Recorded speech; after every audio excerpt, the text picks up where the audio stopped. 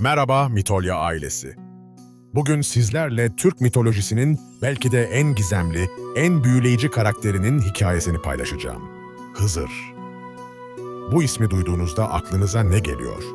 Sadece yardımsever bir varlık mı? Yoksa ölümsüzlük sırrını keşfetmiş efsanevi bir rehber mi? Bu video sıradan bir yardım hikayesi değil. Bu zamansızlığın sırlarını barındıran, yaşam ve ölüm arasındaki çizgiyi aşan, ebedi yolculukta insanlığa rehberlik eden mistik bir anlatı. Hızır'ın hikayesi, ölümsüzlüğün bedeli, bilgeliğin gücü ve sonsuzsuz hizmetin ne anlama geldiğini gösteren derin bir efsanedir. Hızır, Türk mitolojisinde benzersiz bir konuma sahip. O ne tam anlamıyla ölümlü ne de tamamen tanrısal. Onun varlığı, iki dünya arasında köprü kuran, zaman kavramını aşan ve her çağda farklı biçimlerde tezahür eden mistik bir güçtür. Bu efsanevi karakterin en büyüleyici yanı, ölümsüzlüğüne rağmen insani duygularını koruması, sonsuz yaşamına rağmen insanlara olan sevgisini kaybetmemesidir. O güçlü ama mütevazı, bilge ama şefkatli, gizemli ama erişilebilir bir varlıktır. Bugünkü videomuzda Hızır'ın gizemli kökenlerini, ölümsüzlük suyunu bulma hikayesini, çağlar boyunca süren yardım misyonunu, modern zamanlardaki tezahürlerini ve ölümsüzlüğün gerçek anlamını keşfedeceğiz. Bu yolculuk, zamanın ötesine geçen bir hikayenin derinliklerini açığa çıkaracak. Ve eğer siz de Türk mitolojisinin bu mistik ve ilham verici hikayelerini seviyor, antik bilgelikleri çağdaş bakış açısıyla anlamak istiyorsanız, abone olmayı ve bu videoya beğeni bırakmayı unutmayın. Yorumlarda hangi gizemli karakterin sırlarını keşfetmek istediğinizi paylaşabilirsiniz. Hızır'ın destanı sadece fantastik bir efsane değil, aynı zamanda yaşamın anlamı, zamanın değeri ve başkalarına hizmet etmenin önemi hakkında derin dersler içeriyor. O bize gerçek ölümsüzlüğün fiziksel değil, ruhsal olduğunu öğretiyor. Bu mistik yolculukta zamanın sırları açığa çıkacak, ölümsüzlüğün bedeli anlaşılacak ve insanlığa hizmet etmenin gerçek değeri keşfedilecek. Hazırsanız zamanın ötesine geçelim ve bu efsanevi rehberin sırlarını öğrenelim. Hızır'ın kökenleri mitolojinin en gizemli konularından biridir. Farklı kaynaklarda farklı versiyonlar anlatılsa da onun varlığının başlangıcı her zaman mistik unsurlarla çevrelenmiştir. Bazı rivayetlere göre o kutsal soyu taşıyan özel bir insandı. Bazılarına göre ise başından beri yarı tanrısal bir varlıktı. En yaygın anlatıma göre Hızır başlangıçta sıradan ama çok bilge bir insandı. O, antik çağlarda yaşamış, derin felsefi sorularla meşgul olan, yaşamın anlamını arayan ve insanlığın acılarına çare bulmaya çalışan bir araştırmacıydı. Onun özel yolculuğu büyük bir keşifle başladı. Antik metinlerde bahsedilen hayat suyunun varlığını öğrendi. Bu su sadece ölümsüzlük veren değil, aynı zamanda sonsuz bilgelik bahşeden, ruhu arındıran ve kozmik sırları açan kutsal bir kaynaktı. Bu keşif onun yaşamını tamamen değiştirdi. Artık sıradan insani hedefler onun için önemsizdi. Tek amacı bu kutsal suyu bulmak ve onun sırlarını keşfetmekti. Ama bu arayış sadece kişisel kazanç için değildi. O, bu gücü insanlığın yararına kullanmak istiyordu. İlk tezahürü bu arayış sırasında gerçekleşti. Uzun yolculuklar boyunca çeşitli sınavlarla karşılaştı. Bu sınavlar sadece fiziksel dayanıklılık değil, aynı zamanda ruhsal olgunluk, ahlaki güç ve bilgelik testleriydi. En önemli sınav fedakarlık testiydi. Hayat suyuna ulaştığında onu sadece kendisi için kullanabileceğini öğrendi. Ya ölümsüzlüğü kendine saklayacak ya da onu insanlığın hizmetinde kullanacaktı.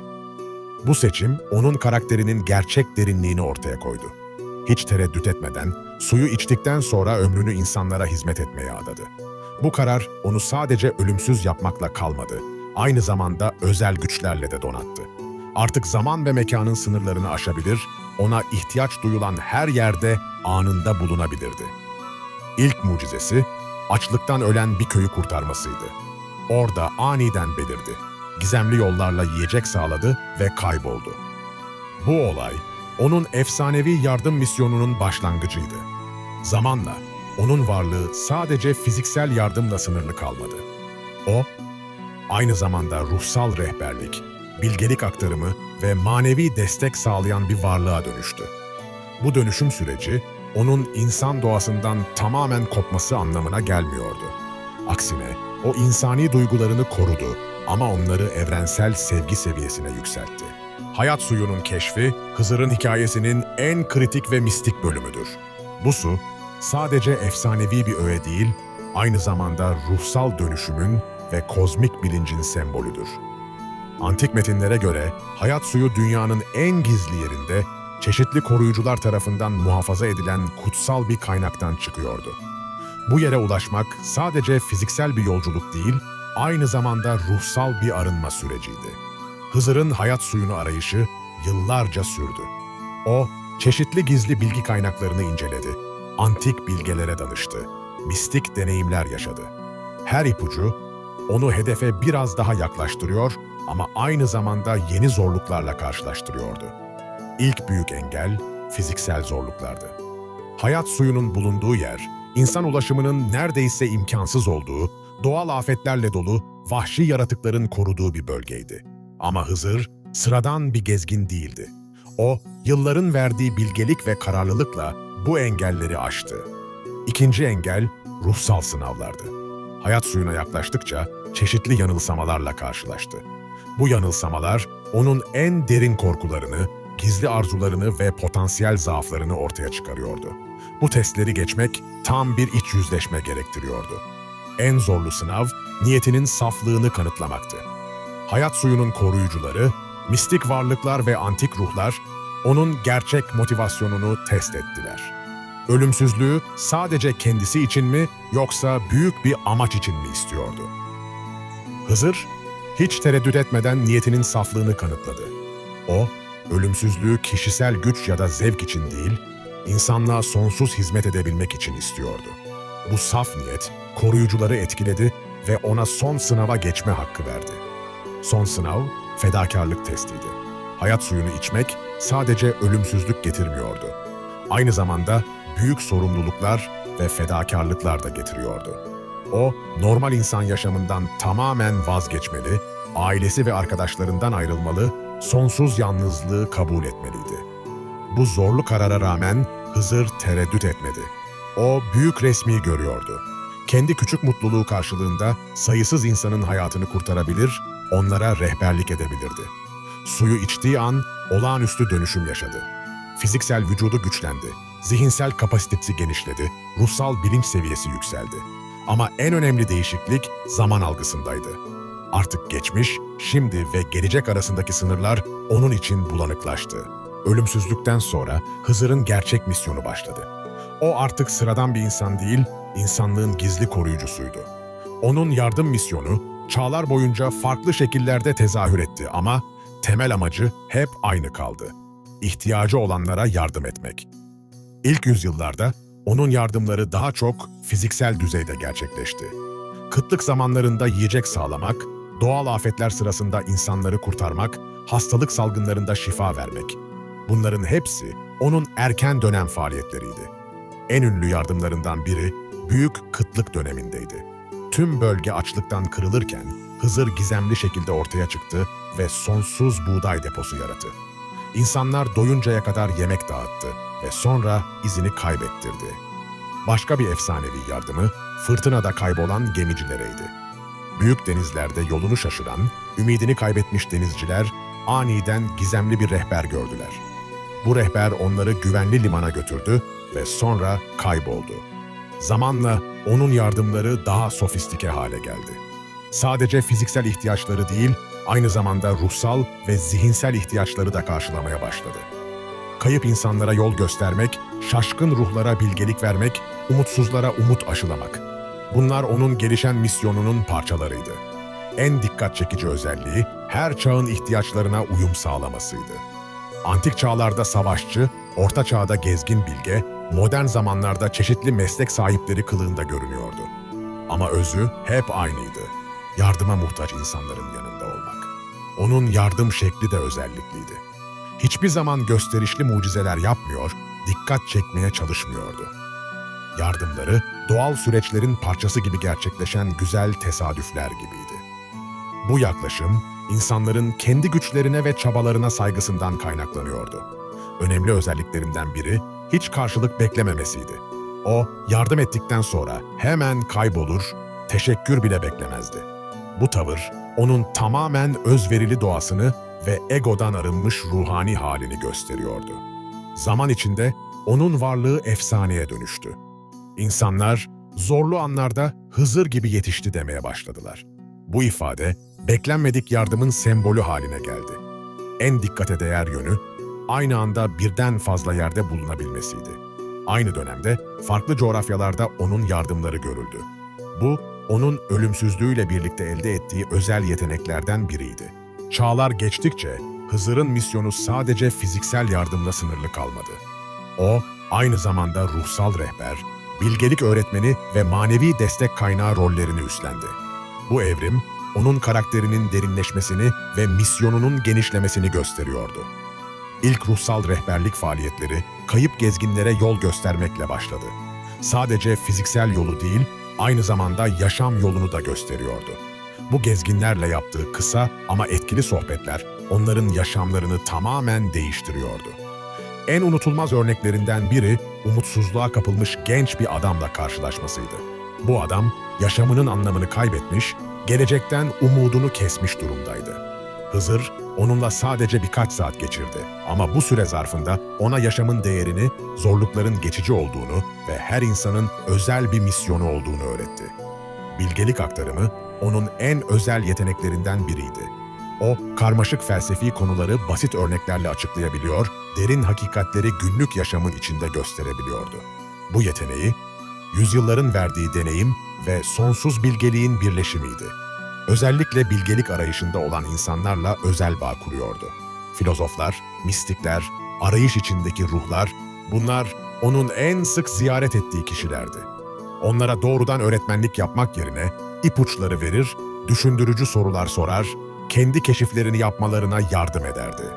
En dikkate değer özelliği, her kişinin seviyesine uygun rehberlik sağlamasıydı.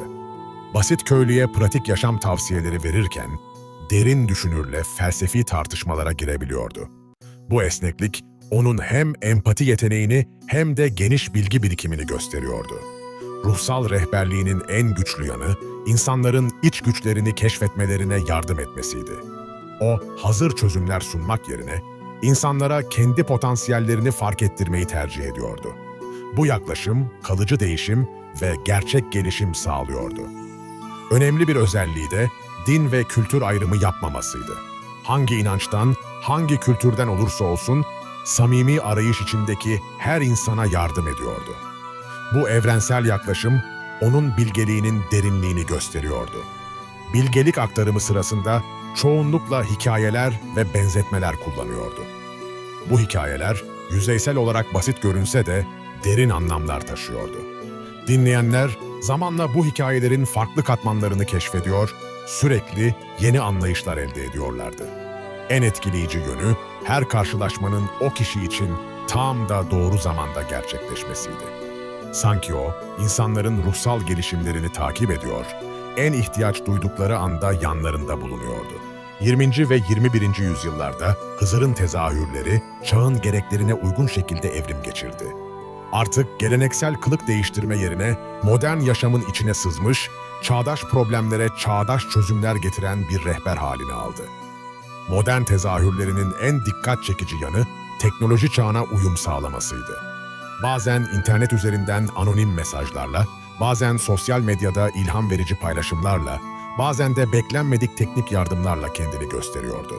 En yaygın modern tezahürü, şehir yaşamının kargaşasında kaybolmuş insanlara yol göstermekti. Metro istasyonlarında yolunu şaşıran yaşlılara, büyük şehirlerde adres arayan turistlere, kritik anlarda doğru bilgiyi veren gizemli yardımcı olarak görünüyordu. Özellikle trafik kazalarında mucizevi kurtarışlarla dikkat çekiyordu.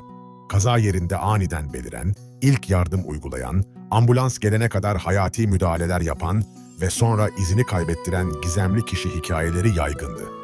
Hastanelerde de sık rastlanıyordu. Umutsuz hastalar, aileler ve doktorlar kritik anlarda moral veren, doğru kararlar almalarına yardım eden, bazen tıbbi mucizeler yaşanmasını sağlayan gizemli ziyaretçilerden bahsediyorlardı. modern zamandaki en önemli misyonu psikolojik destek sağlamaktı. Depresyon, kaygı bozuklukları, modern yaşamın getirdiği ruhsal problemlerle mücadele eden insanlara aniden beliren umut ışığı oluyordu. Özellikle intihar düşüncesi yaşayan insanlarla olan karşılaşmaları efsaneviydi. Köprülerde, yüksek binaların çatılarında hayatlarına son vermeyi düşünen, insanların yanında aniden beliren, onlarla sohbet eden ve yaşam sevincini geri kazandıran gizemli figür hikayeleri çoktu. İş dünyasında da kendini gösteriyordu.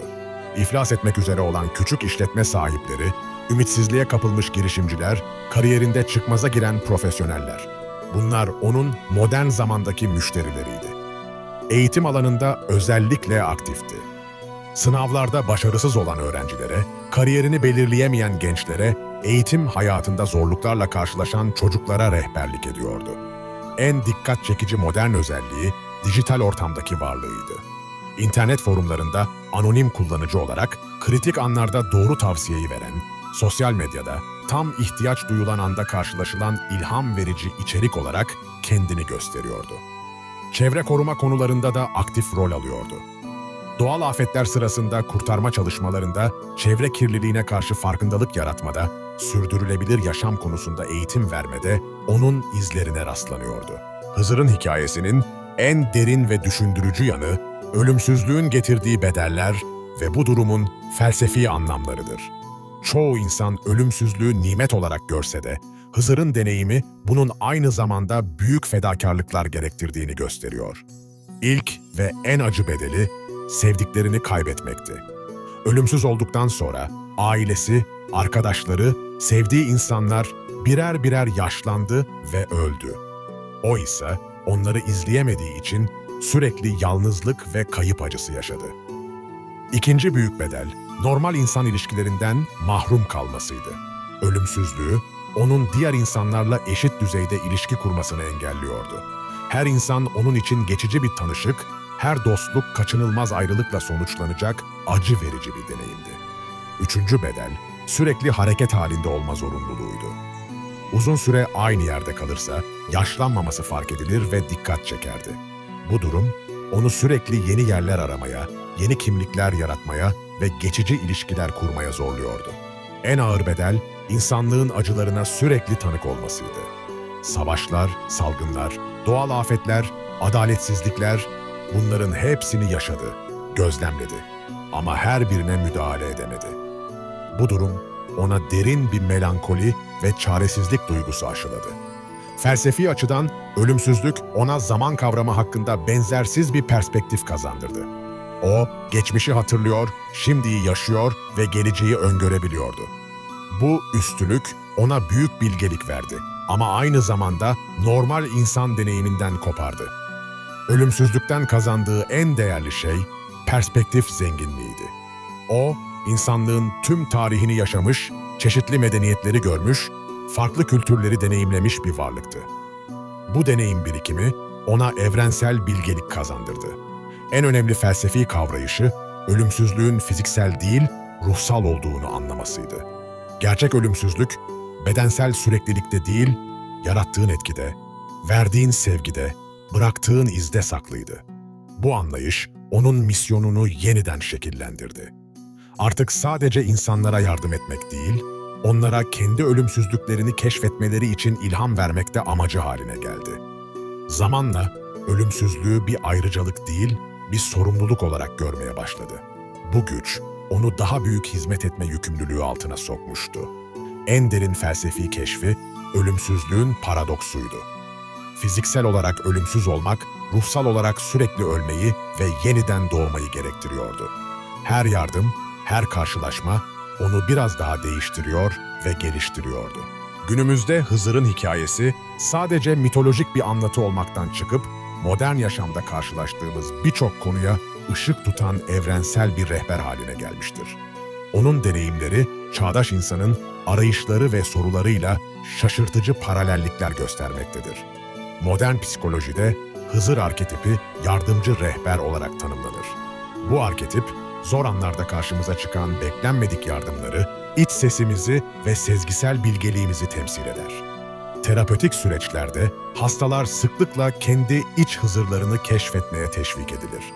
Çağdaş liderlik anlayışında Hızır'ın özellikleri ideal lider profilini çizer. Özverili hizmet, empati, bilgelik aktarımı, egodan arınmışlık, bunlar modern liderlik eğitimlerinin temel taşlarıdır. Sosyal hizmet alanında gönüllü çalışanlar kendilerini sıklıkla Hızır'la özdeşleştirirler. Beklenmedik yerlerde belirip ihtiyacı olanlara yardım etmek, karşılık beklemeden hizmet etmek, sessizce hayatlara dokunmak. Bunlar çağdaş sosyal hizmetin özüdür. Çevre koruma hareketinde Hızır'ın doğayla uyumu ve sürdürülebilir yaşam anlayışı ilham kaynağıdır. O, doğanın koruyucusu, çevresel dengenin gözlemcisi olarak modern ekoloji bilincinin sembolik figürüdür. Küreselleşen dünyada Hızır'ın kültürler arası yardım anlayışı önemli mesajlar verir. O, din, dil, ırk ayrımı yapmadan herkese yardım eden evrensel bir figürdür. Bu yaklaşım, modern çokkültürlülük ve hoşgörü anlayışının temelini oluşturur. Teknoloji çağında onun anonim yardım etme şekli özel anlam kazanır. Sosyal medyada, internet platformlarında, dijital ortamlarda karşılıksız yardım eden insanlar modern Hızır örnekleridir. Ruh sağlığı alanında Hızır'ın empati ve anlayış yaklaşımı terapötik ilişkilerin modelidir. O, yargılamadan dinler, koşulsuz kabul eder, umut verir. Bu özellikler modern danışmanlık ve psikolojik destek hizmetlerinin temelindedir. Eğitim felsefesinde Hızır'ın öğretme yöntemi dikkat çekicidir. O, hazır bilgi vermek yerine kişinin kendi keşiflerini yapmasına rehberlik eder. Bu yaklaşım, çağdaş pedagojinin öğrenciyi merkeze alan anlayışıyla örtüşür. Küresel krizler döneminde Hızır'ın dayanıklılık ve umut mesajları değerlidir. Salgın hastalıklar, ekonomik krizler, sosyal çalkantılar, bunlar karşısında onun sabrı ve uzun vadeli perspektifi ilham vericidir. Modern maneviyat arayışında Hızır'ın din üstü yaklaşımı önemlidir. O, belirli bir dini gelenekle sınırlı olmayan, evrensel ruhsal değerleri temsil eden bir figürdür. Çağdaş iş dünyasında onun hizmet odaklı liderlik anlayışı değer kazanır. Kar odaklı yaklaşımın yerine sosyal fayda odaklı iş modelleri onun felsefesini yansıtır. Son olarak, modern insanın yalnızlık ve anlam arayışında Hızır'ın varlığı teselli vericidir. O, kimsenin gerçekten yalnız olmadığını, her zaman bir yardım elinin uzanabileceğini hatırlatır. İşte böylece sona eriyor Hızır'ın mistik yolculuğu, sevgili Mitolya ailesi. Bu efsanevi hikaye sadece antik bir anlatı değil, zamansız bilgelik ve evrensel değerlerin hazinesidir. Hızır'ın hikayesinin en güçlü mesajı, gerçek ölümsüzlüğün ne olduğunu göstermesidir. Fiziksel ölümsüzlük geçici bir avantaj olabilir. Ama asıl ölümsüzlük, yarattığımız sevgide, verdiğimiz yardımda, bıraktığımız pozitif etkilerde saklıdır. Onun deneyimi bize fedakarlığın gerçek anlamını öğretir. Büyük amaçlar için kişisel konfordan, hatta mutluluktan vazgeçmek, insanlığın en asil özelliklerinden biridir. Hızır, bu fedakarlığı gönüllü olarak yapmış ve bundan hiç pişmanlık duymamıştır. Modern dünyada onun en değerli öğretisi, sessiz hizmetin gücüdür. Gösterişli olmadan, karşılık beklemeden, takdir aranmadan yapılan iyilikler, en kalıcı ve anlamlı etkiyi yaratır. Bu yaklaşım, günümüzün ego odaklı dünyasında özel bir anlam taşır. Hızır'ın zaman aşırı bilgeliği, sabır ve sebatın değerini vurgular. O binlerce yıl boyunca aynı misyonu sürdürmüş, hiç pes etmemiş, hiç umudunu kaybetmemiştir. Bu dayanıklılık, modern yaşamın hızlı değişimlerinde bir çıpa görevi görür. Empati ve anlayış konusundaki yaklaşımı, çağdaş insan ilişkilerinde model oluşturur. O, insanları yargılamadan anlar, koşullarını kabul eder ve onlara uygun yardımı sunar. Bu tavır, günümüzün kutuplaşmış dünyasında barış köprüleri kurar. Onun evrensel yaklaşımı, din, kültür ve sınıf ayrımlarının ötesinde insanlığın birliğini vurgular. Bugünün küresel dünyasında bu hoşgörü ve kapsayıcılık mesajı daha da değerlidir. Hızır'ın hikayesi aynı zamanda umut ve iyimserlik kaynağıdır. En karanlık zamanlarda bile iyiliğin temsilcilerinin var olduğunu, yardımın beklenmedik yerlerden gelebileceğini hatırlatır. Kişisel gelişim açısından onun sürekli öğrenme ve değişme kapasitesi ilham vericidir. Binlerce yıl yaşamasına rağmen her deneyimden bir şey öğrenmeye, kendini geliştirmeye devam eder. En derin mesajı, herkesin içinde bir Hızır potansiyeli olduğudur. Her birimiz, kendi çevremizde beklenmedik yardımcı, gizli rehber, umut kaynağı olabiliriz. Bu hikaye, Türk mitolojisinin evrensel değerlerini ve insancıl yaklaşımını gösterir. Atalarımız çok eskiden günümüzün ihtiyaç duyduğu değerleri keşfetmiş ve bu efsaneler aracılığıyla bize aktarmışlardır. Mitolya ailesi, bu derin ve düşündürücü yolculuğu bizimle paylaştığınız için teşekkürler. Videoyu beğendiyseniz beğeni atmayı, düşüncelerinizi yorumlarda paylaşmayı unutmayın. Sizce Hızır'ın en değerli öğretisi hangisi? Günlük yaşamınızda onun hangi özelliklerini uygulamaya çalışıyorsunuz? Belki de siz de birilerinin hayatında Hızır rolünü üstlenmişsinizdir. Bir sonraki videoda Türk mitolojisinden başka büyüleyici bir karakterin sırlarını keşfedeceğiz. O zamana kadar Hızır'ın bilgeliğini hatırlayın. En büyük güç başkalarına hizmet etmekte, en derin anlam sevgi vermekte saklıdır. Unutmayın, her birimizin içinde sonsuz yardım etme kapasitesi var. Küçük iyilikleriniz bile birilerinin hayatında büyük farklar yaratabilir. Hızır olmak için ölümsüz olmanıza gerek yok. Sadece açık bir kalp ve yardım etme isteği yeterlidir. Hoşça kalın.